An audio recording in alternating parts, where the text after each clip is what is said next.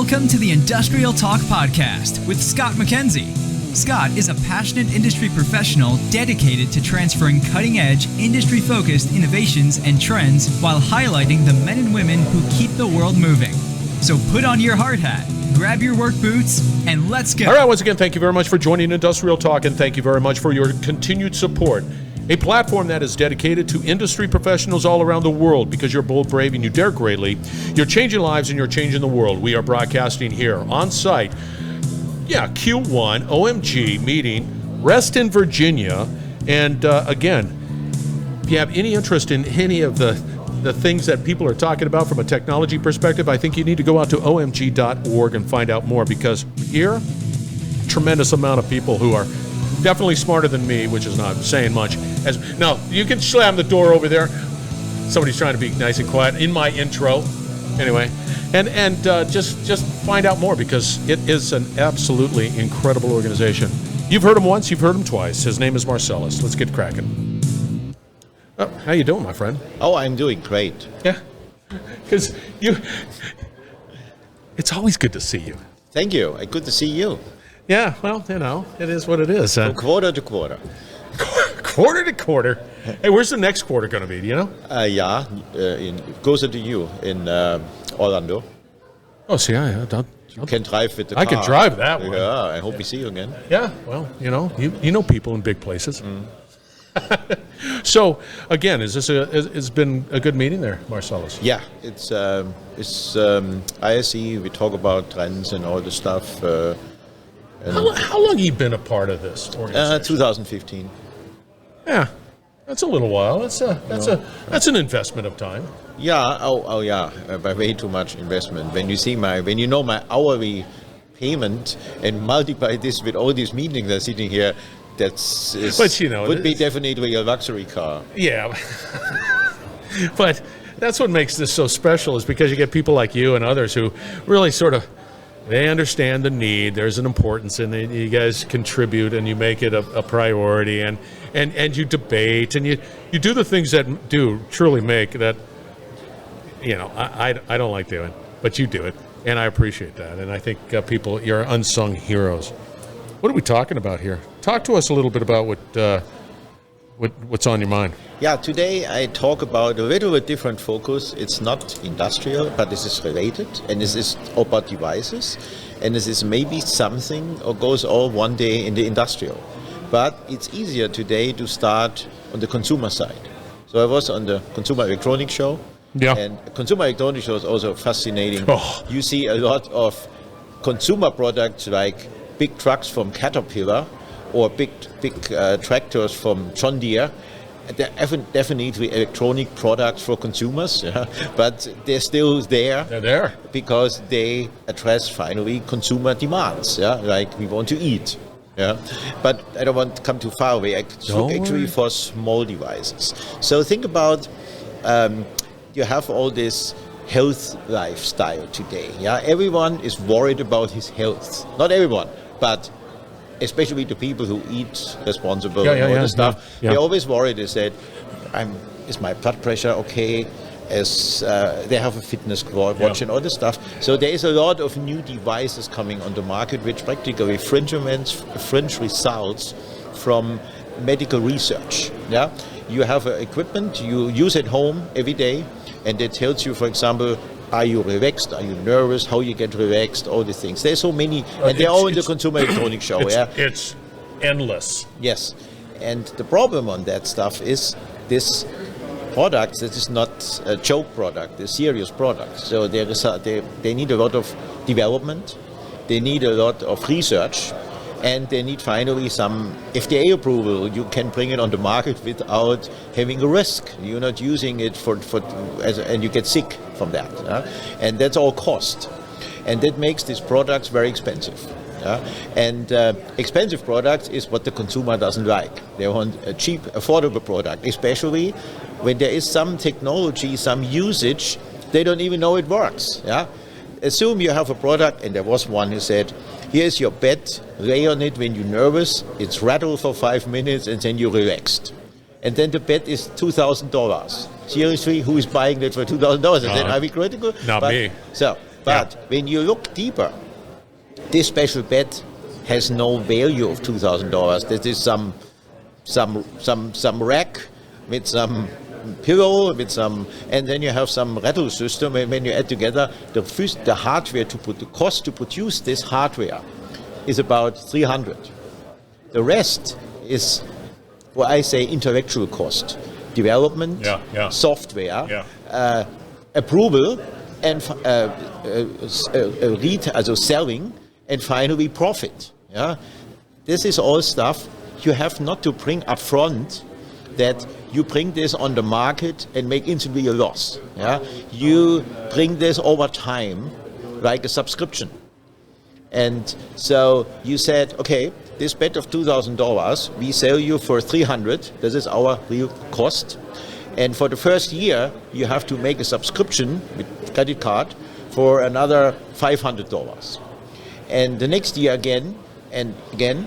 And after a couple of years, we get really the $2,000 back. But when the customer is happy, you get even more back. So we have a win-win situation. The customer saves a lot of money at the beginning. And over time, you as a producer get more money back at you would ever see. When you sell this 2001 time, you never had any additional money making. Yeah? So you build practically a relationship with this customer and said, okay, I have to be so good in the first year that my subscription get extended the next year. Yeah? When my product sucks, when the stuff doesn't work, forget it. So we have a much closer relationship to happy clients. Let me jump in here real quick. So the win-win is the fact that taking that bed example, you're saying, okay, I'm gonna get it in my house for just the cost, $300, boom, and then I'm going to have a subscription over a period of time, and at the end of that, the risk for me as a manufacturer is that I didn't deliver on a product that met the consumer's expectations. So I'm incentivized to try to do everything I can to make that product as good as possible. Correct. And you build a customer relationship. When the customer sent you an email and said, this product sucks. Yeah. Following things are missing. This stuff doesn't work. Yeah. When you sell this for $2,000, they say, who cares? This one customer, they buy never for me another product anyway. They have already bought $2,000. The only thing what I get from them is a bad review. Who cares? But when you have to extend your subscription, you take this all serious because you want this customer is not the only guy who had this problem. So you work really hard to make a product better, and then the customer is happy and hopefully renews the subscription. Yeah? When the customer doesn't see any advantage in usage of this product, of course it will not extend it. So you come only with serious products on the market. You don't make a joke product. Yeah? You not cheat people. You build a serious customer relationship with this subscription. Why is this an important topic for you? Help us close the loop on that. Yeah, for my the challenge for the customer is following, for the seller, for the producer is following. Assume the customer decides not to extend the relationship, just stop payment. Can he still use then the product? Then they say, oh, I pay 1 year and I'm done. No, we have to be sure that this product cannot be used when the subscription ends. Like you have a subscription of a magazine, and when this magazine has a high value, it stops instantly when your subscription stops. You not get like the crappy magazine the next 5 years, this magazine for free. Yeah. So you need a mechanism that this device can no longer be used if this product is no longer the subscription renewed. And my company, Wibu-Systems, guarantees that. Oh. What happens if I say, hey, I'm not interested in the product no more? Yeah. Now I've got something that's taking up room in my bed. So we have to go a little step deeper how such product works today. So these devices are usually very simple from the usage. They have not 5 buttons and a lot of LEDs like 5-10 years ago. They all have maybe an on-off button. But what they definitely have is a Bluetooth connection to your cell phone. And the cell phone communicates with a cloud service from the manufacturer. And this cloud service brings the updates in.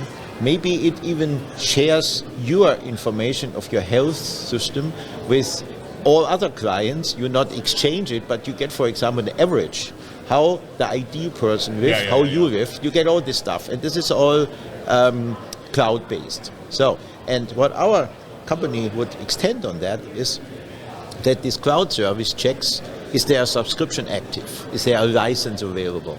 And when this subscription is not renewed, the license would stop, and then the device would get the feedback from the application in the app, the app in the cell phone, that this device cannot work anymore. So it's very simple. You have not to return it, because the production cost is paid. Yeah. You get at least 1 year subscription. So the reality is you want to be able to make your margins, whatever it is, whatever the price point is. You started out at $2,000, okay, at the end of the year, and then you can re-up the subscription. If you don't, it doesn't really matter. Keep it, but we're going to shut it down because we have the technology in the building. You not lose money, because you get your fixed cost, your physical cost is paid. On the other side, the client cannot cheat you by saying, I not renew my subscription, I just renew the product. It is not like a lease car. You suddenly cannot lease the car, you have no money anymore, and then police come and want to return the car. We don't have this problem. So it's not, there is no loser really in this business. I mean, you not get your $2,000, but you have always customers, they want return products, they're not happy, and this is always it's always the case. It's always a headache. But when you really believe that your product helps people, when you really believe you create happy customers, you're also convinced that people pay the subscription. Yeah, I like it. What other use cases can you use this with outside of consumers? What are you looking at? I think another step would be selling the same stuff in the industrial world. So you have these PLCs today, and they're expensive, and they're special hardware, and there is then the software on this is the real cost and all this stuff, and why you should pay for that upfront so much money, and you need a loan for that. The bank says, sorry, the loan is too high, you cannot start your whole business, so you really cannot start it.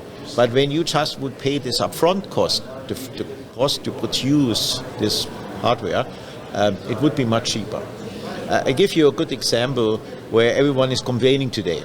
Health cost. Health cost in hospitals. There is statistics when a hospital buy a new CAT scanner, they make by way more unnecessary CAT scans than after 5 years, because at the beginning they have to loan. They have to say them. The financial guys goes every to the doctor and say, do you know how much loan we pay? Do you have how many CAT scans you made today? Make a little more.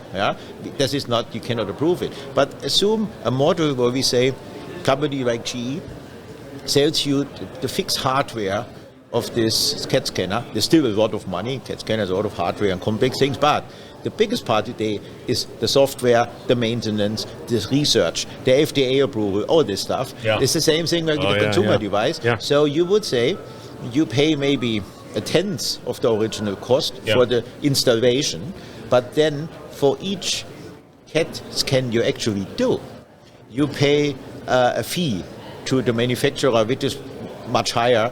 You possibly 50% goes to that, but you have not this upfront cost so high.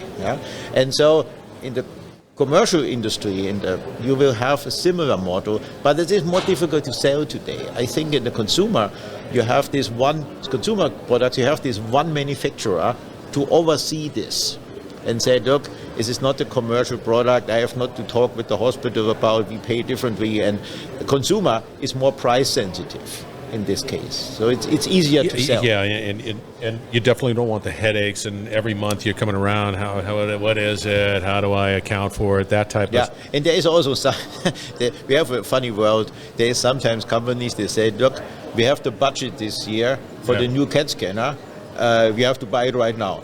I don't want just pay 10%. Next year we possibly don't have the budget for paying the subscription. Commercially sometimes funny.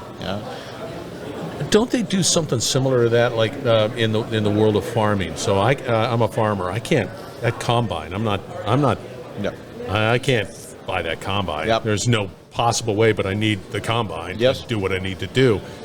And so they have these unique leasing arrangements. I think so, yeah. And it's the same sort of. Yeah, where but this I'm not is- owning it, but it's a little different when you cannot afford your combine subscription or you pay your share. They will return it. Yeah, so you have not this upfront. Yeah, right, cost. right. Another good examples are copy machines. Yeah. Yes. You have in the past you bought the expensive coffee machine. After 3 years, it was old. Yeah. It either was worn out or it was there's a better product available. And then you have all this maintenance cost. You need new toner.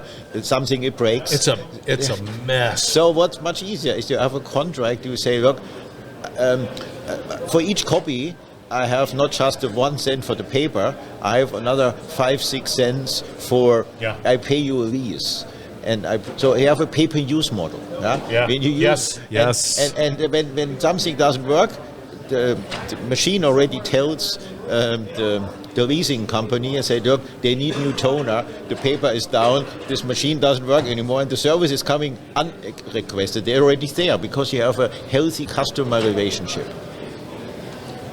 See, and I like that creativity. I do. I like the creativity, and I think that it's needed in the marketplace because you're absolutely correct. I think that companies in general, individuals, I know that if I look at a thing and it's like $2,000, I'm going to say, well, that's a dream. It's not happening today. That's for doggone sure. But I do need it. But it's just not in the budget, whatever it might be. And this is the ability to be able to continue to sort of provide the equipment, the needed solutions to move forward without just, Correct.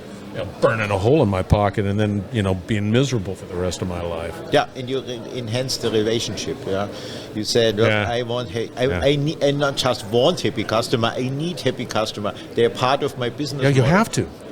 Yeah, and I agree with you 100%. Now, we'll talk offline because I've had some ideas, and so I'll share that with you. We can have another meeting next quarter.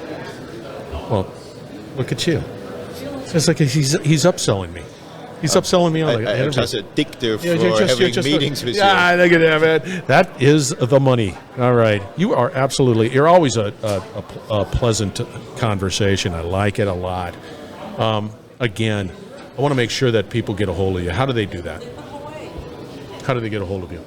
They're saying, I want to talk to. Oh, it's Wibu-Systems, wibu.com website. My name is Marcellus Buchheit, and don't mispronounce his last promise name. I will answer every email I receive about this topic. There it is, man. You just laid the gauntlet down. There it is, man. Inundate him. He's going to answer it, every single one. You were great, as always. It's always good to see you, my friend. All right, listeners, we're going to have all the contact information for Marcellus out on Industrial Talk. Please contact him. Please get engaged. Please get involved. Look at omg.org as a great starting place to meet people like Marcellus and others to be able to have conversations that truly are focused in on solving your problem. All right, there it is.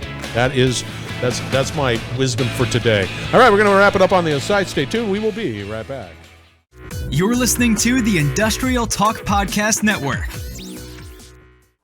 All right, another wonderful conversation delivered by Marcellus. He's also been on Industrial Talk in the past, so what I'm going to do is I'm going to take this particular conversation and link his past conversation, because you need to reach out to Marcellus because he is his mind never stops, and it's always wonderful when I go to these OMG quarterly meetings and the opportunity to sort of connect with Marcellus again offline. It doesn't really matter.